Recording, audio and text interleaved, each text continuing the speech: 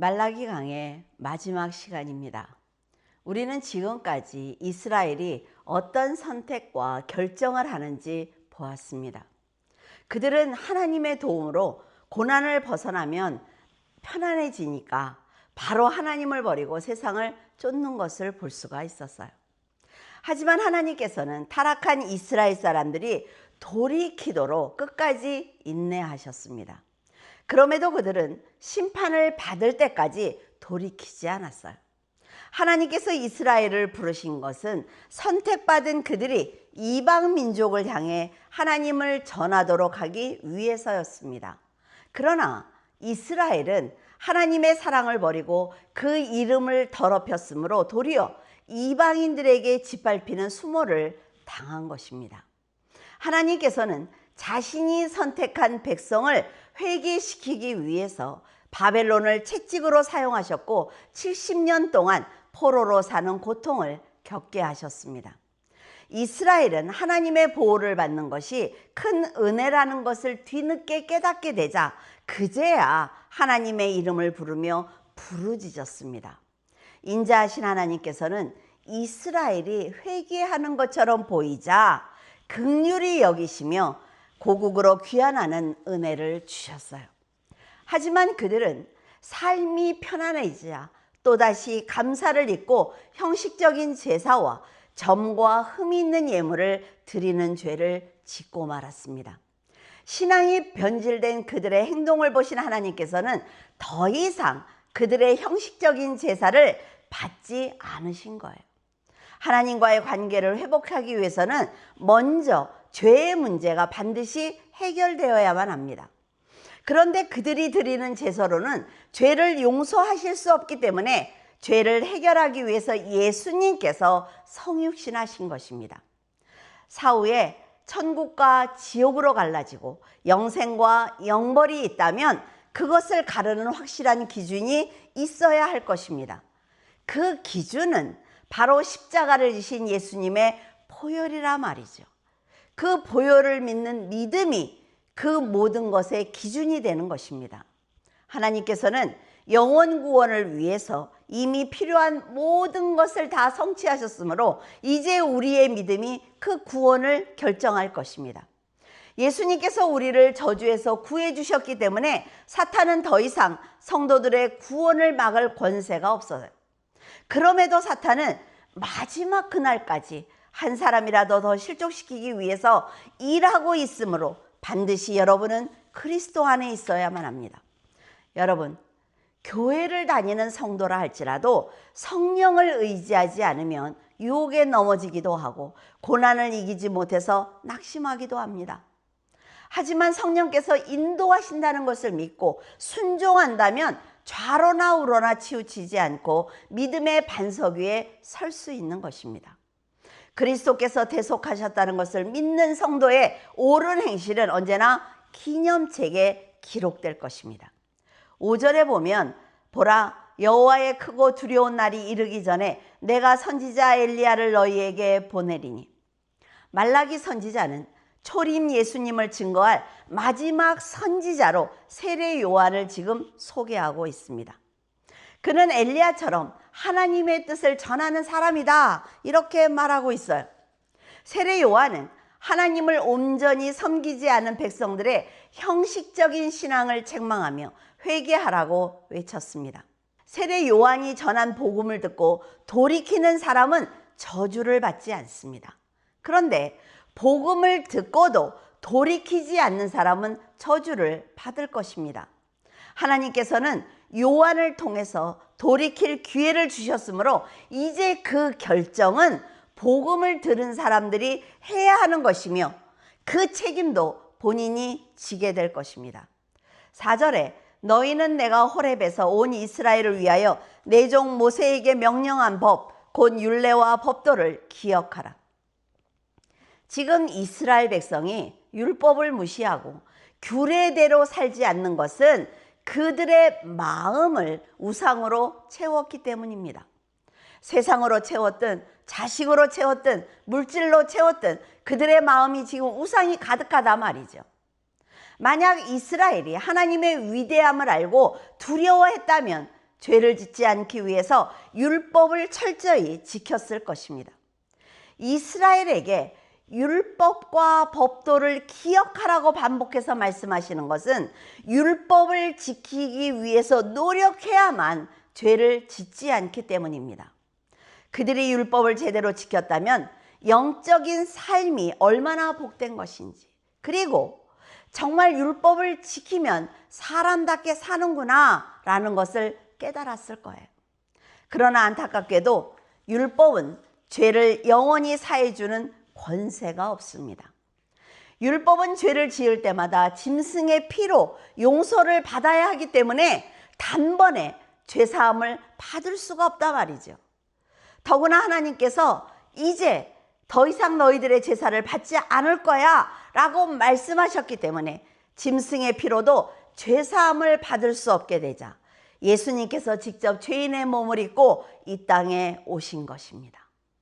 죄가 없으신 예수님께서 인류의 죄를 자신의 몸에 지고 화목제물이 되심으로 단번에 죄를 사해 주셨습니다.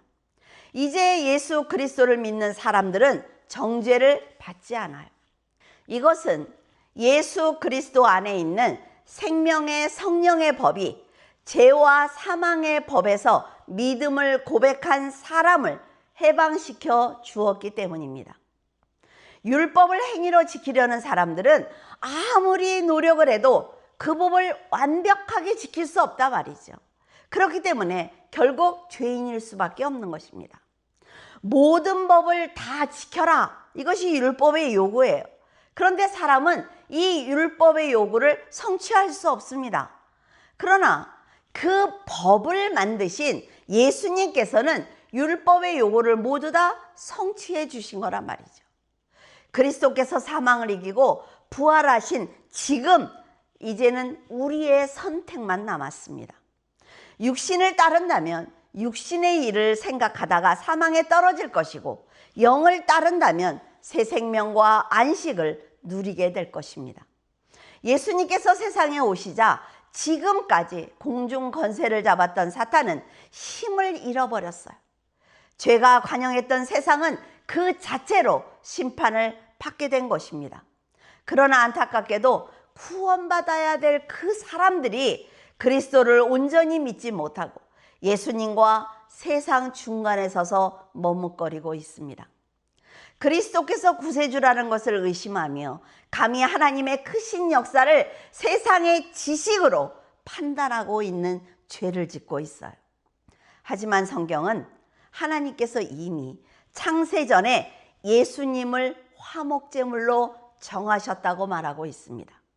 그리고 성도들을 창세전에 이미 택하셨다고 기록하고 있어요. 에베소 1장 4절 7절에 보면 곧 창세전에 그리스도 안에서 우리를 택하사 우리로 사랑 안에서 그 앞에 거룩하고 흠없게 하시려고 그 기쁘신 뜻대로 우리를 예정하사. 이게 무슨 얘기예요? 하나님께서 이미 세상을 만드시기 전에 그리스도 안에서 우리를 택하셨는데, 우리를 하나님의 사랑 안에서 택하신 이유는 하나님 앞에 거룩하고 흠없게 하시려고 만드셨다라고 말하고 있습니다. 예수 그리스도로 말미암아 자기의 아들이 되게 하셨으니 믿음으로 예정받은 사람들을 예수 그리스도로 말미암아 하나님의 아들, 양자가 되게 하셨다는 거죠. 예정된 자가 누구라고 그랬어요? 믿음으로 살다가 마지막 날에 하나님의 품에 안기는 자들이 예정된 자라고 말씀을 드렸습니다. 이는 그가 사랑하시는 자 안에서 우리에게 거저 주시는 바 그의 은혜의 영광을 찬송하게 하려는 것이라. 하나님께서 거저 우리에게 은혜를 주신 것은 다른 것이 아무것도 없다 말이죠. 그 은혜를 찬송하게 하기 위해서 우리를 택하셨대요. 여러분들은 하나님의 은혜에 감사해서 찬송하고 계십니까? 우리는 그리스도 안에서 그의 은혜의 풍성함을 따라 그의 피로 말미암아 속량곡 제사함을 받았느니라. 이 말씀은 성경 한 권을 요약해 놓은 것과 같습니다. 십자가의 사건은 소설이 아니라 말이죠. 하나님께서 이미 창세전에 계획하신 것을 예수님께서 성취하신 것이다 라고 성경은 말하고 있어요. 그럼에도 사람들은 이 사실을 믿지 못하고 끊임없이 의심하고 있습니다. 사람들의 이런 행동은 엘리야의 사건에서도 볼 수가 있어요. 엘리야는 바알과 아세라 선지자 850명과 대결하면서 백성들에게 이렇게 말합니다. 너희가 어떤 신을 선택할 것인지 확실하게 정해서 원하는 쪽에 서라. 그런데 백성들은 어떤 결정도 내리지 못했어요. 어쩌면 그들은 만약 엘리야가 승리를 하면 엘리야 편에 서려고, 거짓 선지자가 승리하면 거짓 선지자 쪽에 서려고 마음먹고 있었는지도 모릅니다. 하나님께서는 사람들이 생각해서 내린 결정에 대한 책임을 반드시 지게 하십니다. 지금 백성들이 중간에서 머뭇거리고 있다는 것은 결국 하나님에 대한 믿음과 확신이 없다는 뜻이에요. 엘리야는 거짓 선지자들이 아무리 노력해도 그들의 신에게 응답을 받지 못하는 것을 보자 곧바로 무너진 단을 수축한 다음 젖은 나무에 더 많은 물을 갖다 부어서 좋지 않은 환경을 일부러 만듭니다. 물이 찰랑거리는 단 위에 하나님께 불을 내려달라고 간구하자 하나님께서 응답하시며 나무와 물을 모두 다 태워버렸습니다. 엘리야는 하늘에서 불을 내리신 하나님을 백성들에게 전하면서 너희는 살아서 역사하시는 분이 누구인지 스스로 판단하고 결정하라고 책망하고 있습니다. 만약 하나님께서 불을 내리지 않았다면 엘리야는 자신이 아끼고 사랑하는 백성들에게 죽임을 당할 수도 있어요. 이 한판의 승부에 백성들의 구원과 자신의 생명이 달려있다 말이죠. 그렇기 때문에 그는 그의 믿음으로 하나님께서 역사하실 것을 믿어요. 하지만 응답받는 그 순간까지 아마도 두려웠을 것입니다. 죽을 수 있다는 것을 알면서도 이 자리에 선 엘리야의 믿음을 보신 하나님께서는 하늘에서 불을 내려주셨어요. 그 기적을 본 백성들은 그제야 하나님께서 여호와라는 고백을 드렸습니다. 여러분, 백성들이 뒤늦게라도 회개한다면 정말 다행스러운 일이에요. 하지만 수많은 기적을 보았던 이스라엘이 만약 처음부터 하나님을 믿고 의지했다면 이런 영적 전쟁은 필요 없었을 것입니다. 엘리야가 목숨을 걸고 거짓 선지자와 전쟁을 한 것처럼 세례 요한 역시 초림 예수님을 전하기 위해서는 자신의 생명을 걸어야만 합니다. 유대인은 제사가 곧 신앙이라는 생각을 했어요. 하나님을 믿으면 제사를 지내야 된다고 믿었단 말이지요. 그런데 제사 대신에 예수님을 믿어야 한다는 그 진리를 전하는 세례 요한을 받아들일 수 없었습니다. 하나님을 전하기 위해서 죽음을 각오한 엘리야와 세례 요한처럼 우리도 예수 그리스도를 전하기 위해서 자신을 산제물로 드려야 합니다. 자기를 죽이려는 사람들 앞에서 살아계신 하나님을 담대히 전했던 그들처럼 진실한 믿음으로 예수 그리스도를 전해야만 합니다. 이제는 중간에서 머뭇거릴 시간이 우리에게는 없습니다. 성도가 하나님과 세상 사이에서 머뭇거린다면 어디에도 속하지 못하는 박쥐와 같은 인생이 되기 때문에 그리스도께서 죽음으로 막아주셨던 그 저주를 다시 받게 될 것입니다. 2절에 내 이름을 경외하는 너희에게는 공의로운 해가 떠올라서 치료하는 광선을 비추리니 너희가 나가서 외양간에서 나온 송아지같이 뛰리라. 예수 그리스도를 경외하는 성도는 반드시 구원을 받습니다. 구원은 잠깐 누리는 복이 아니라 하나님의 영광 가운데 영원하고 안전하고 행복하게 사는 것입니다. 이런 사실을 알았기에 끝까지 하나님의 역사를 드러냈던 엘리야는 육신의 죽음을 보지 않고 하나님의 나라로 들림받는 복을 받았습니다. 하나님만 경외하던 엘리야는 외양간에 묶여있던 송아지가 풀려난 것처럼 세상 모든 짐을 내려놓고 죽음과 악한 자와 악한 영이 없는 하나님의 나라로 올라간 것입니다. 늘 소망하던 하나님의 품에서 그는 지금 얼마나 행복하게 살고 있을까요? 사망의 권세 아래 눌렸던 사람들도 예수 그리스도를 영접하는 순간 죄의 살슬이 풀립니다. 그리고 곱비 풀린 송아지처럼 참된 자유를 누리게 될 것입니다. 여러분, 세상이 주는 자유는 참된 자유가 아닙니다. 세상에는 많은 종교가 있고 자신의 선택에 따라서 다른 길로도 갈 수 있지만 천국으로 가는 길은 오직 예수 그리스도를 믿는 그 진리의 한 길뿐입니다. 중간에 서서 머뭇거리고 있던 백성처럼 믿음의 확신이 없다면 예수님께서 구원을 완성하셨더라도 그 사람은 구원을 받을 수 없습니다. 지금 그리스도를 믿는 것을 고민하면서 머뭇거린다면 만약 여러분의 개인의 종말을 맞이하거나 예수님께서 재림하시게 되면 그때는 절대로 기회가 없습니다. 죽으면 죽으리라는 믿음으로 하나님을 의지해야만 이 세상에서도 보호를 받고 영원한 세계에도 들어갈 수가 있습니다. 이것은 사람들의 판단에 따라 그리스도를 믿지 않거나 의심하지 않거나 전혀 상관없이 반드시 일어날 일입니다. 창조주 하나님과 그리스도와 성령께 순종하며 경외하는 성도는 공의로운 해가 떠올라 치료하는 광선을 비추는 것처럼 참 자유를 누릴 수가 있습니다. 그리스도를 믿는 성도들은 어려운 환경에 처하거나 악한 자와 악한 영을 만나더라도 흔들리지 말고 신앙을 지켜야만 합니다. 레위기 11장 3절에서 4절, 모든 짐승 중 굽이 갈라져 쪽발이 되고 새김질하는 것은 너희가 먹되 새김질하는 것이나 굽이 갈라진 짐승 중에도 너희가 먹지 못할 것은 이러하니 낙타는 새김질은 하되 굽이 갈라지지 아니하였으므로 너희에게 부정하고. 하나님께서는 백성들에게 반드시 굽이 갈라지고 되새김질을 하는 것을 먹으라고 명령하셨습니다. 새김질을 하지만 굽이 갈라지지 않은 것은 먹지 말고, 굽은 갈라졌는데 새김질하지 않는 것 역시 먹어서는 안 된다고 하셨어요. 이것은 과연 무엇을 말씀하시는 것일까요? 굽이 갈라졌다는 것은 선과 악이 분명하다는 것입니다. 엘리야가 말한 것처럼 하나님의 편에 서든지 아니면 세상 편에 서든지 확실하게 하라는 거예요.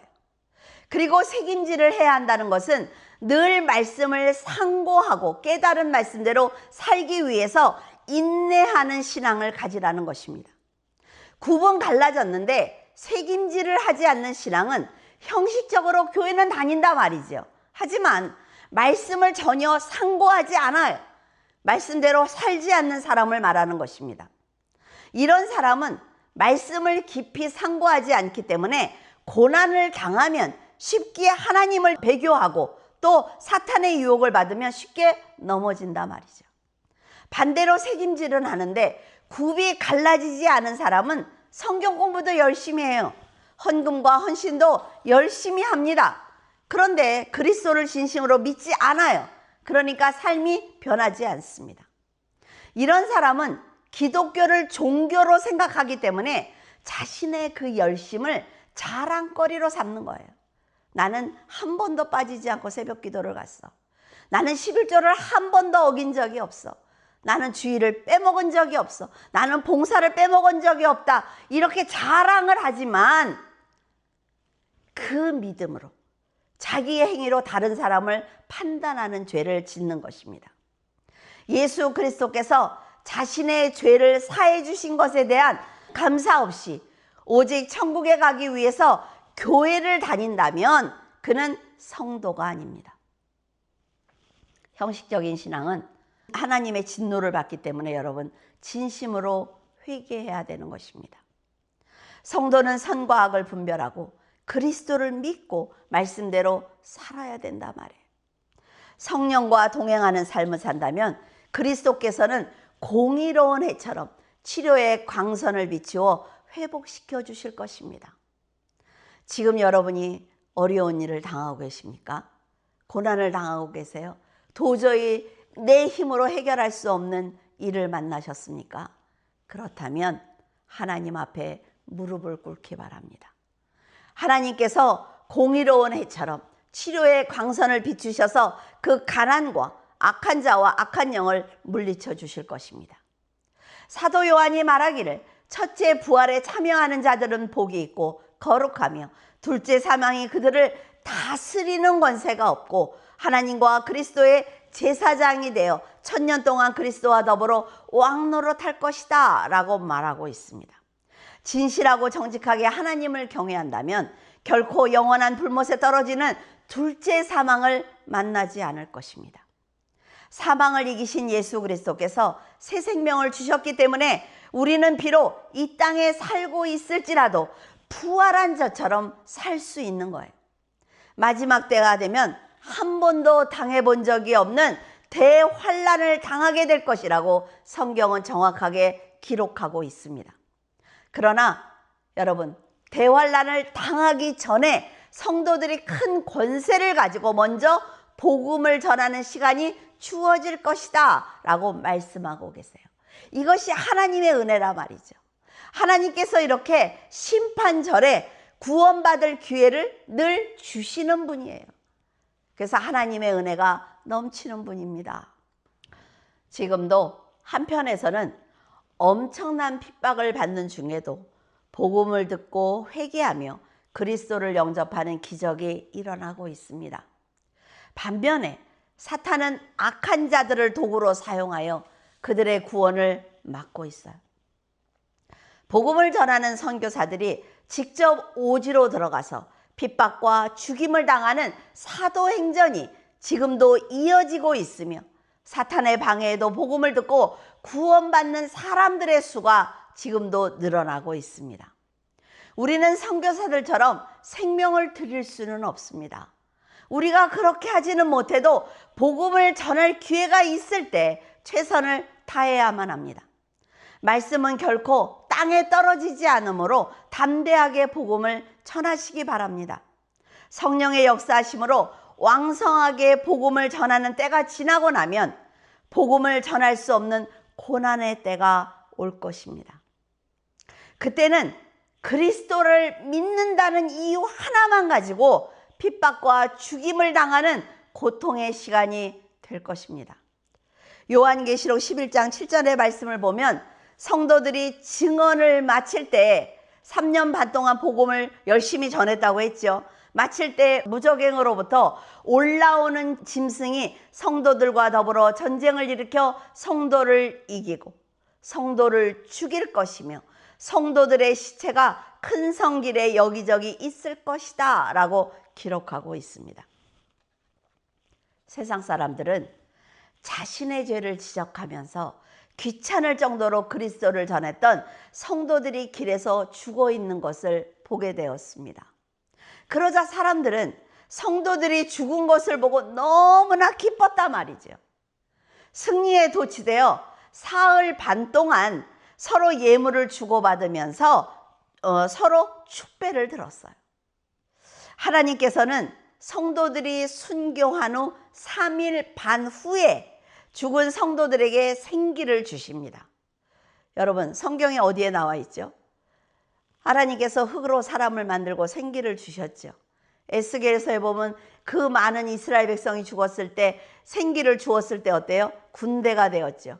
하나님께서 생기를 주시면 사는 역사가 일어납니다. 하나님께서 여기에 생기를 주셔서 그들을 살리는 기적을 보여주셨다라고 말하고 있어요. 성경은 죽었던 성도들이 발로 일어서는 것을 본 세상 사람들이 놀라며 구경하고 있을 때 그때 돌연 하늘에서 이런 음성이 들립니다. 이리로 올라오라. 하나님의 음성을 들은 성도들이 구름을 타고 하늘로 올라가는 것을 세상 사람들이 땅에 서서 그것을 보게 될 것입니다. 성경이 만든 이야기 같지만 여러분이 지금 살고 있는 이 세상이 성경대로 흘러가는 것을 보고 있잖아요. 보고 있다면 이 예언 역시 이루어진다는 것을 여러분은 믿게 될 것입니다. 성도들이 하나님의 음성을 듣고 하늘로 올라가는 이런 장면은 말라기 4장 3절에 너희가 악인을 밟을 것이니 그들이 내가 정한 날에 너희 발바닥 밑에 재와 같을 것이다 라는 말씀과 같은 말씀입니다.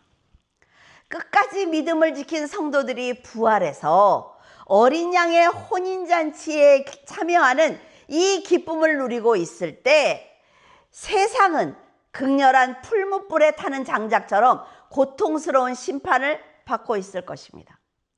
성도를 잔인하게 괴롭힌 적그리스도와 사탄과 그리스도를 믿지 않던 사람들은 하나님께서 쏟아부으시는 진노의 불에 지푸라기처럼 타버릴 것입니다.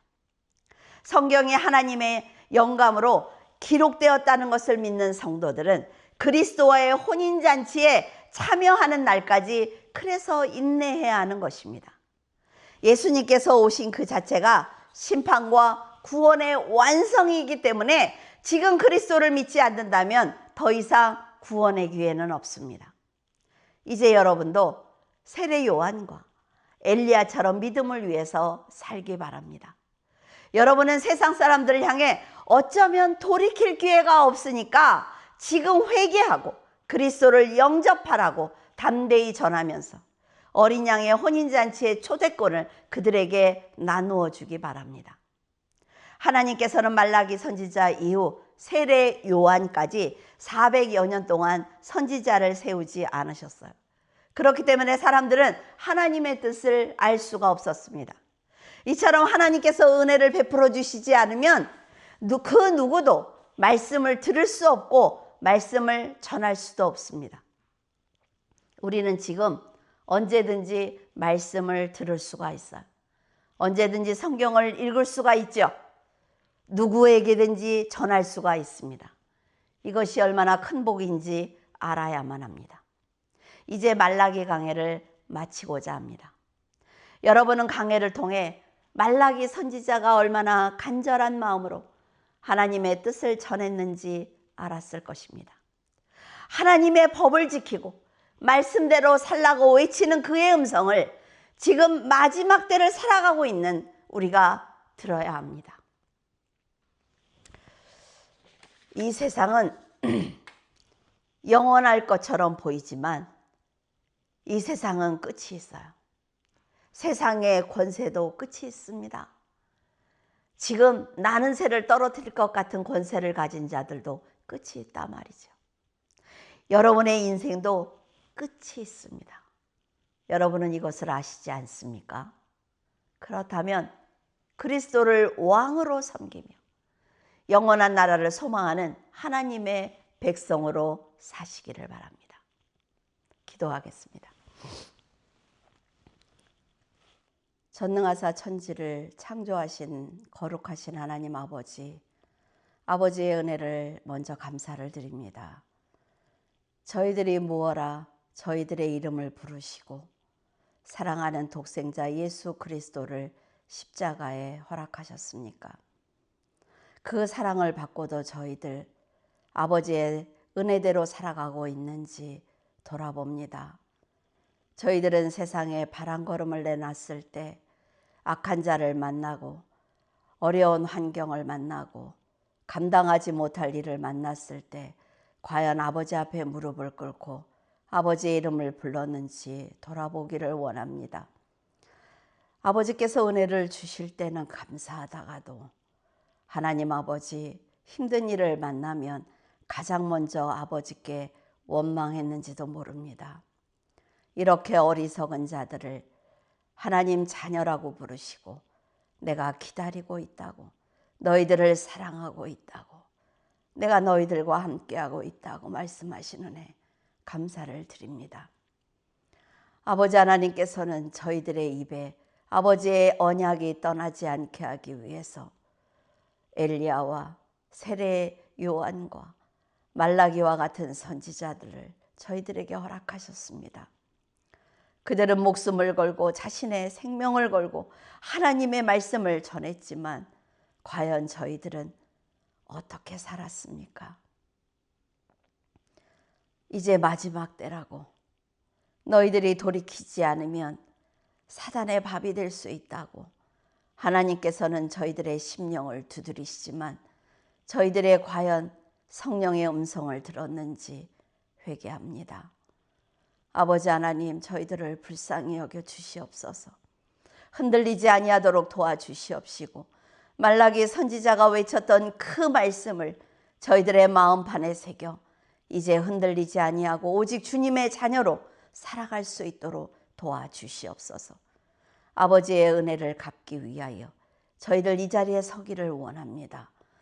아버지 앞에 그 이름을 거룩하게 하기 위하여 저희들 입을 열어 찬양하기를 원합니다. 하나님 아버지 하나님께서 용서하신 것처럼 저희들 이제 진리의 길을 걸어가기를 주저하지 아니하고 감사를 잃지 않는 삶을 살아갈 수 있도록 도와주시옵소서. 물줄기 교회 성도들이 언제나 주님을 바라보게 하시고 무릎 꿇게 하시며 찬양하게 하셔서 아버지 앞에 칭찬받는 종으로 아버지 그 인생을 살아갈 수 있도록 예정된 자로 살아갈 수 있도록 축복하여 주시옵소서. 주님께서 함께 하심을 감사하며 우리 주 예수 그리스도 이름으로 기도드렸습니다. 아멘.